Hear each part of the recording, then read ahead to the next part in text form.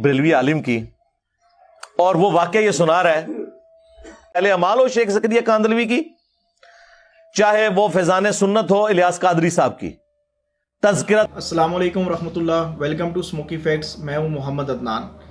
کچھ لوگ دنیا میں موجود ہوتے ہیں جن کو ایک خاص قسم کا کیڑا ہوتا ہے۔ وہ کیڑا نہیں ڈیفائن ہو سکتا کہ کیسا ہوتا ہے، لیکن اس کیڑے کا فائدہ یہ ہوتا ہے کہ وہ کیڑا جب جس انسان کے اندر پیدا ہو جاتا ہے، اس کو اچھی چیزوں کے اندر اور بری چیزوں کے اندر ہمیشہ کیڑا ہی نظر آتا ہے، کیونکہ اس کیڑے کا لنک اس بندے کے ساتھ کافی زیادہ ڈیولپ ہو چکا ہوتا ہے۔ اس کی سب سے بڑی مثال ہے انجینئر محمد علی مرزا صاحب، جن کو ہر ایک حدیث میں کوئی نہ کوئی ایسا ایشو نظر آ جاتا ہے کہ وہ اس کے اوپر لے کے صحابہ کے اوپر زبان درازی شروع کر دیتے ہیں۔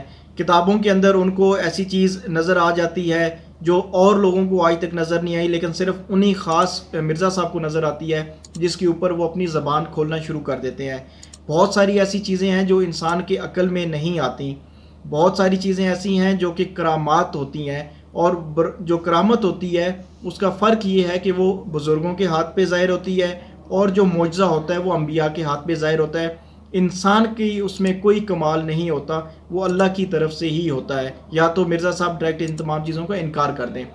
آج کی ویڈیو بھی اسی چیز کے ساتھ ریلیٹڈ ہے، پہلے آپ ویڈیو دیکھ لیں پھر مزید اسی کے اوپر بات کرتے ہیں۔ یہ کل وہ ایک بندے کی ویڈیو لگی ہوئی ایک بریلوی عالم کی، اور وہ واقعہ یہ سنا رہا ہے، اچھا وہ واقعہ سنا رہے ہیں، لوگ مذاق اڑا رہے ہیں، یہ آپ کے بزرگ لکھ کے گئے ہیں واقعات۔ تذکرۃ الاولیاء شیخ فرید الدین عطار نے 800 سال پہلے لکھی، عربی میں کتاب ہے۔ یہ دنیا میں جتنے قصہ کہانیاں آپ کو مصباحی صاحب بیان کر رہے ہوتے ہیں، یا کوکب نورانی صاحب بیان کر رہے ہوتے ہیں، یا وہ پیر اجمل قادری صاحب بیان فرما رہے ہوتے ہیں، یا اور لوگ، یہ ساری کہانیاں وہ ہیں جو لکھی ہوئی ہیں تذکرۃ الاولیاء میں، اور بریلوی اور دیوبندی دونوں اس کتاب کو پرنٹ کیے ہوئے ہیں اردو میں، اور بریلویوں اور دیوبندیوں کے بزرگوں کی کتابوں میں واقعات ان کتابوں سے ہیں، چاہے وہ فضائل اعمال ہو شیخ زکریا کاندھلوی کی، چاہے وہ فیضان سنت ہو الیاس قادری صاحب کی، تذکرۃ الاولیاء۔ اور یہ وہی بزرگ ہے جنہوں نے منگولا نے وڈ دیتا سی 627 ہجری میں، منگول نہیں قابو آئے نہ دے۔ یہ ساری کہانیاں آپ کو جتنی جنید بغدادی، بایزید بستامی، داؤد طائی، معروف کرخی، سری سکتی، ساری سٹوریاں یہ اس کتاب میں لکھی ہوئی ہیں۔ اس میں وہ یہ واقعہ لکھا ہوا ہے جو مولانا بیان کر رہے تھے، اور لوگ ہنس رہے تھے، یار آپ ان بچوں پہ ہنس رہے ہیں، یہ تو ان کی جائز روحانی اولادیں ہیں، شیطانی اولادیں نہیں ہم کہتے، پھر یہ برا مانیں گے، کہ جنہوں نے یہ واقعات لکھے ہوئے ہیں۔ اور واقعہ کیا بیان کر رہے ہیں؟ واقعہ یہ بیان کر رہے ہیں کہ جی ایک دفعہ جو ہے نا، وہ حضرت معروف کرخی جو تھے وہ بیمار ہو گئے۔ حضرت سری سکتی، یہ پوری ایک چین ہے نا جو تصوف کی چلتی ہے نا، وہ کہتے ہیں جی مولا حسن ابن علی کے مرید تھے حسن بصری، اور حسن بصری کے آگے مرید تھے حبیب العجمی، اور ان کے آگے تھے مرید تھے داؤد طائی، اور ان کے آگے سے مرید تھے معروف کرخی، اور ان کے آگے سے مرید تھے سری سکتی، اور پھر آگے مرید تھے جنید بغدادی، اور یہ پوری وہ چین چلاتے ہیں۔ تو وہ کہتے ہیں جی سری سکتی بیمار ہو گئے، تو حضرت جنید بغدادی انہوں نے کہا کہ حضرت آپ کسی نا ڈاکٹر کو دکھائیں۔ انہوں نے کہا میں کسی یہودی یا نصرانی ڈاکٹر کو نہیں دکھا سکتا۔ سرکار نگاہ مارو نا اپنے ہوتے ہیں، ڈاکٹر کو لے کے جانا ہے، یہی تو ہم کہتے ہیں، ہمیں کہتے ہو مزاروں پہ جاؤ، خود جو ہے وہ آغا خان میں اور شفا انٹرنیشنل میں علاج کرواتے ہو۔ آج کے لوگ بھی یہی کر رہے ہیں، اس زمانے میں بھی یہی کرتے تھے۔ ان کا جتنے اچھے ڈاکٹر ہیں وہ تو یا جیوز ہیں یا کرسچنز ہیں، تو میں تو وہ نبض چیک کرے گا تو میں نبض تو نہیں دکھا سکتا، ہاتھوں میں ہاتھ نہیں دے سکتا۔ دیکھو کس چیز کو کس سے ملایا ہوا انہوں نے۔ تو پھر خیر وہ ایک کہتے ہیں یہودی کسی ڈاکٹر کے پاس، طبیب کے پاس گئے، انہوں نے کہا یار چھوڑ دیں، آپ نا اپنے حضرت صاحب کا پیشاب مبارک لے آئیں۔ یہ مبارک تو میں نے لگایا نا عزت کے لیے، بزرگوں کا نام عزت سے لینا چاہیے۔ کیونکہ وہ پیشاب ٹیسٹ سے بھی بتا دیا کرتے تھے. اچھا وہ کتنا پہنچیا, وہ پیشاب تک کے دس رہا ہے, انہوں نہیں پتا انہوں کیڑی بیماری لگی ہے.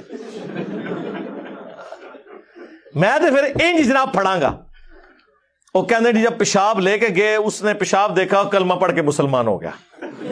اچھا کیوں جی, کیا ہو گیا؟ وہ کہتے جی کسی عاشق دا پیشاب ہے. تو اس نے کہا یہ عشق, اچھا انہوں یہ بھی پتا لگا کہ عشق الہی دا رنگ ہویا ہوا ہے یا کسی یعنی عورت کے عشق میں ہے, کسی منڈے دے عشق میں ہے. ہاں منڈے دے عشق بھی ہے جی, یہ مادھو لال حسین. ہاں یہ وہ میاں تے ہے, ان دی گل ہے پرانے بھی. مادھو لال حسین, یہ مادھو لال ہندو لڑکا ہے اور حسین نامی وہ بزرگ ہے جو ان پہ عاشق تھے, اور وہ ان کو کٹھا دفنایا گیا, اور وہ مزار باقاعدہ یہ ریٹن میں انہوں نے باقاعدہ کتابوں کے اندر ان کی کرامات لکھی ہوئی ہیں. تو وہ پیشاب دیکھ کے جو مسلمان ہو گئے, کہتے ہیں جی وہ یہ کرامت ہے بزرگوں کے پیشاب دیکھ کے. آپ وہ کہتے ہیں آپ بزرگوں کیا سمجھتے ہیں, ان کا تو پیشاب دیکھ کے لوگ کلمہ پڑھتے ہیں. یار نبی علیہ السلام کو تو دیکھ کے ابو لہب نے کوئی نہیں کلمہ پڑھا, ابو جہل نے کوئی کلمہ نہیں پڑھا. یہ کون سا دین ہے جو آپ پیش کر رہے ہیں؟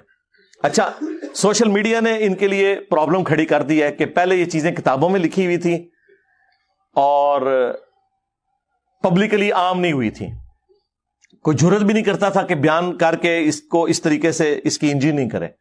ہم نے کرنی شروع کی ہے, تو اب آپ دیکھ لیں ان کے لیے کتنی بڑی مصیبت کھڑی ہوگی. تو اس طرح کی کئی ایک واقعات ہیں, انہوں نے کہانیاں مشہور کی ہوئی ہیں, وہ کرتے رہے. اس کا اینڈ رزلٹ کوئی نہیں ہے, بس مذاق ہی اڑے گا نا.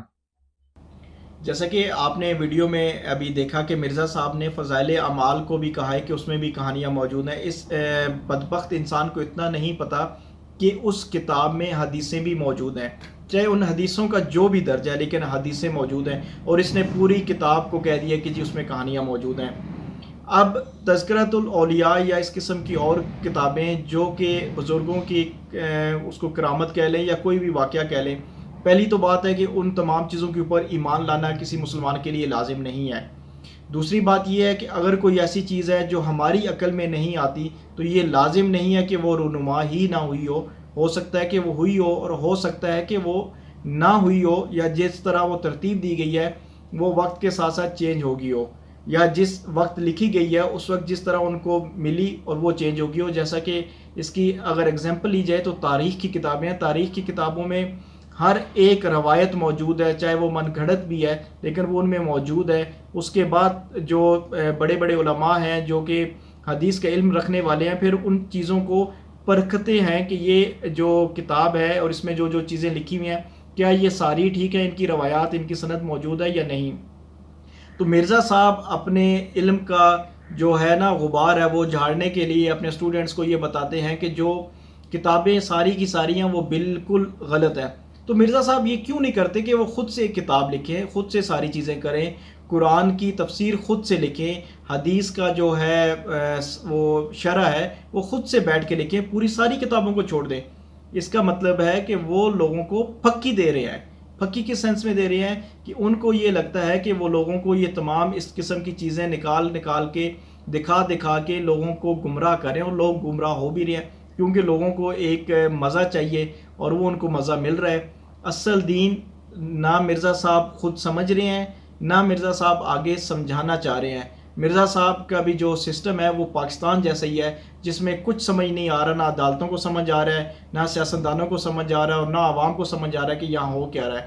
یہی بالکل ایز اٹ از جو طریقہ کار ہے یہ مرزا صاحب کا بھی ہے. ان کو بھی کچھ سمجھ نہیں آ رہا ہوتا کہ میں نے بولنا کیا ہے, میں بول کیا دیتا ہوں. کبھی وہ بھانجی کی بھتیجی اور ان کی بیٹیوں سے نکاح جائز کر دیتے ہیں, بعد میں وہ کہتے ہیں میرا قیاس ہے. اور بھائی الو کے پٹھے تو نے قیاس کیا کس چیز پہ ہے؟